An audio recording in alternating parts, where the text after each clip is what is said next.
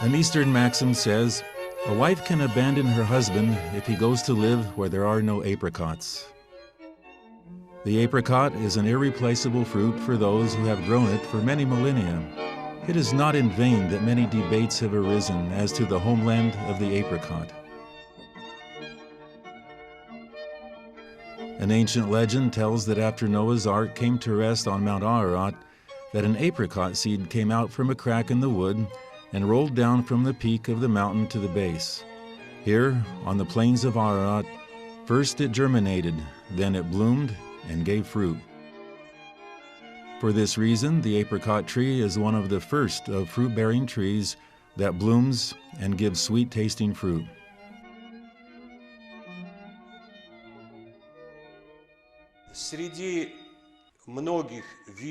Among the many species of cultivated plants that have been produced by Indo-European peoples on the territory of West Asia, the apricot tree stands out first and foremost.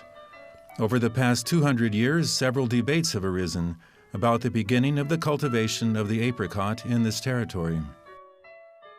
Many scientists, including the well-known vineyardist K.F. Kostina, conclude that the cultivation of the apricot took place far from the West Asian center of plant cultivation, but toward the east, in the center of origin of cultivated plants, more precisely, in the territory of current China.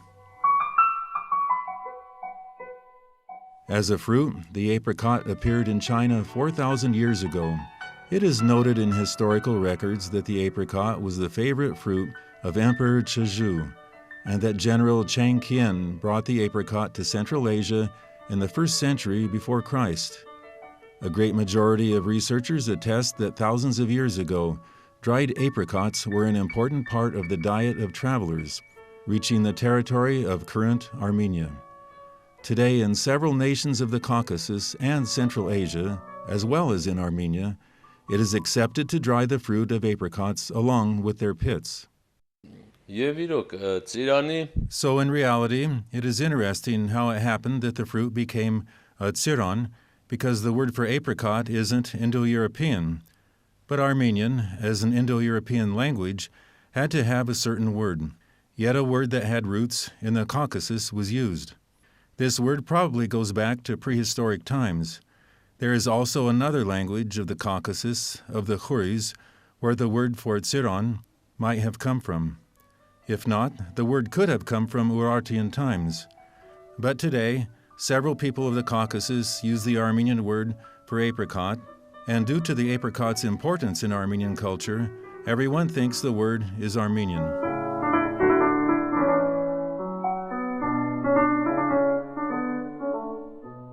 But there are also certain facts stating that the area where apricots are grown was much larger than it is now, which is either due to climatic conditions or the indifference of man.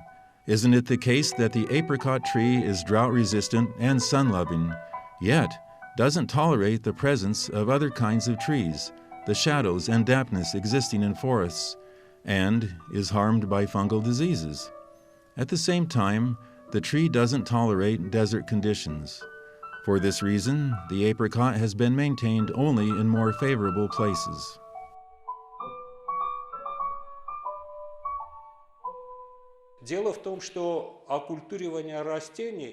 The fact is that the cultivation of plants has been going on for many centuries, I would say even thousands of years, done over the course of several generations of a nation. And it has become clear, of the 12 centers of plant cultivation, the one with the utmost contribution is the East Asian Center of Plant Cultivation, this area stretching from the Arab countries to Iran. On the planet Earth, 60% of cultivated plants originated in the Asian region of plant cultivation. It is possible to say that the ethnic group that occupied this territory over the last 40,000 years, was able to develop a large amount of cultivated plants, which until now occupy an important place in the national economy of almost the entire world. We are deeply persuaded that this diversity of cultivated plants was created by one ethnic group, which were the ancestors of the Indo-European peoples.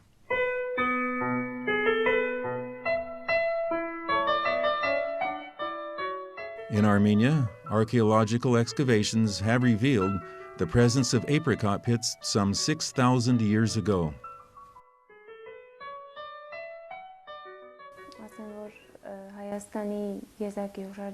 I'll say that the apricot pits found near Areni are from different varieties, considering the outer appearance of the pits, but there are pits quite similar to wild apricot varieties.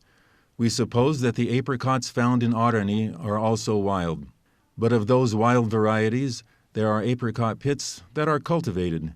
From their outer appearance, I can also say that in Armenia, this cultivation took place in stages in the course of centuries, but from when and what varieties resulted from this, for now, we can't say. These are found in the context of the Copper Age. In other words, from that layer of time some 6,000 years ago. But of course, the exact age needs to be determined. I can say that along with these plant varieties, there are others we have begun to study, of which we have done radiocarbon analysis and found out they trace back to the beginning of the 4th millennium before the birth of Christ, around 6,000 years before our time. Now, concerning the apricot, what we are able to say is that this kind of research is very important for us. First, in that the apricot plays a very important part in our mentality and culture, as well as in our individuality. For this reason, it is very important to us to understand if this is the apricot that was grown 6,000 years before our time, and if so, if this is the same wild variety or not. Parallel with this, we have agreements with our colleagues to do laboratory research to find out if wild apricot varieties now growing on the territory of Armenia have a genetic tie with the wild varieties of the past, and if so, we can answer the second question, a long-lasting debate, if these apricots are the result of what was cultivated in the past, and then left uncultivated, thus again becoming wild. Then we will be able to tell the world if it is we who tended and cared for and are the source of this beloved fruit.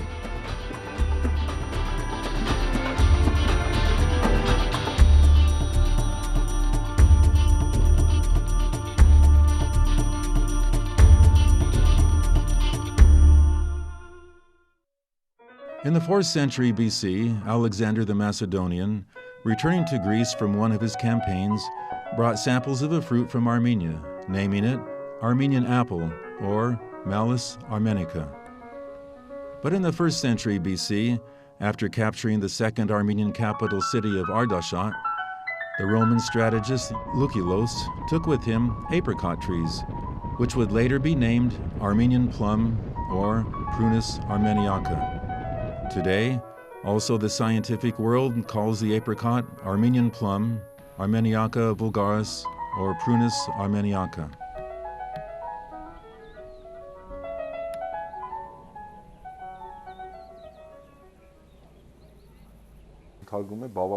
As agriculture was at a highly organized stage, such must have been the level of the people of the time, who had to possess the idea of how to irrigate, prune, harvest, and all the rest.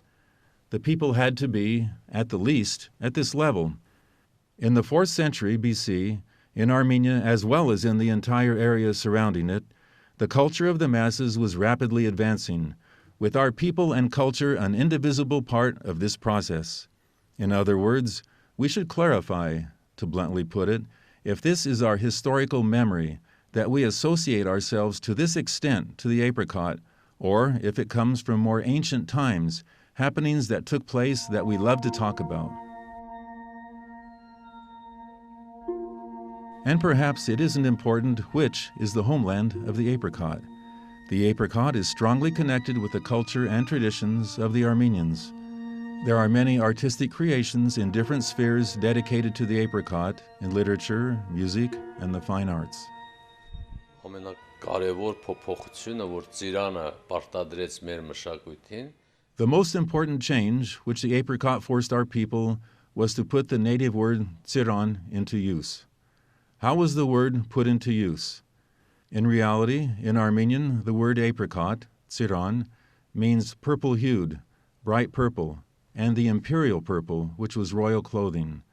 And you know that the apricot color and all these expressions are understood today as becoming one and the same as the fruit. But in reality, before the fruit existed, we had the apricot color, which means blue, sky-colored, and royal blue, which was the royal dress. Also the apricot flower and sea, which were sky-colored blue, as was apricot smoke, which was also blue. The rainbow was called apricot belt. There is also the word tsir, which means a common arc, and when associated with the sky, it becomes the Milky Way. From the root word tsir comes the word tsiran, or apricot. But with the influence of the culture of those working the land, the production of apricots captured such a high place in our lives that all of the previous expressions ended up coming from this word. Labored the sky, labored the earth. In between the two, the coral red sea labored in mirth, and the red bamboo too.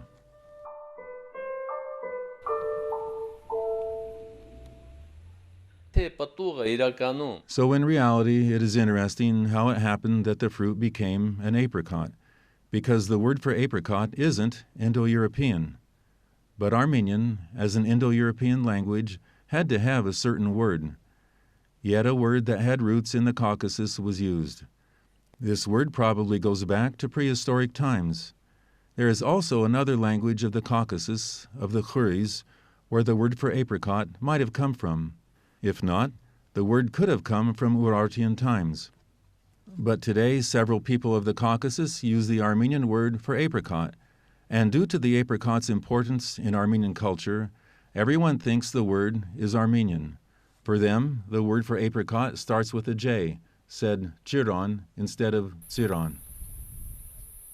There are also a series of old, interesting sayings connected with the apricot.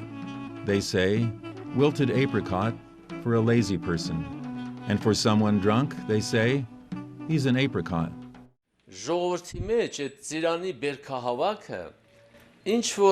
The harvesting of apricots is slowly turning into a ceremony, a ritual. For example, from place to place, the communities in different regions and different altitudes look and see whose apricots are ready to harvest, and then begin the process of shaking the trees and gathering fruit. In this way, organizing to help each other communally. Then, this same group of people goes to another, higher elevation, where the apricots are ripening, and helps there. But if all this work is going on at the same time, day and night, trying to get this work done, that scene becomes very interesting, as people have the natural desire for their apricots to get ripe first. This is helpful because if the harvesting process is ongoing, there will be plenty of people to help.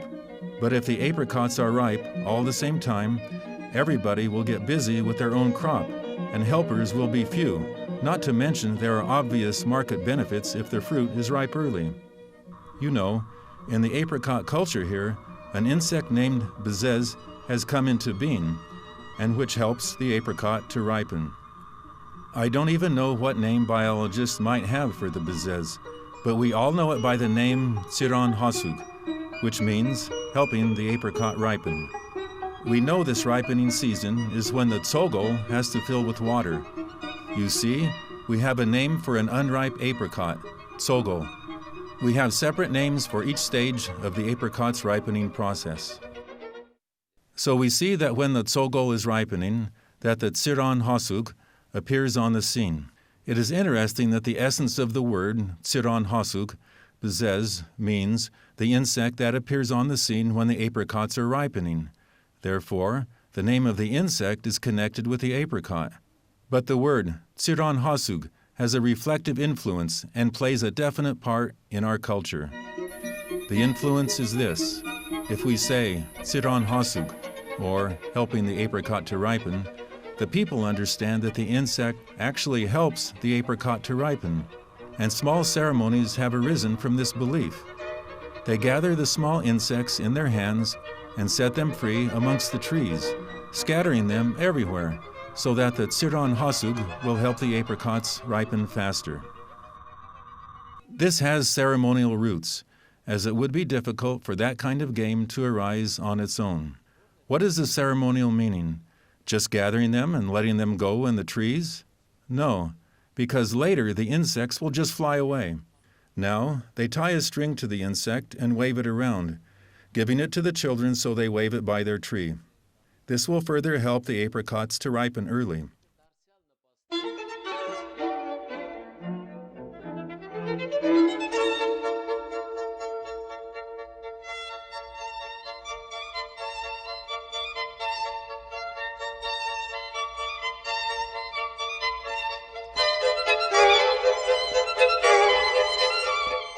You know that the tree of life has many versions.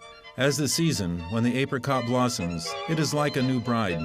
Is it not true that the bride is fruitful just like the tree, with white clothes, decorated with flowers, as in the throes of labor?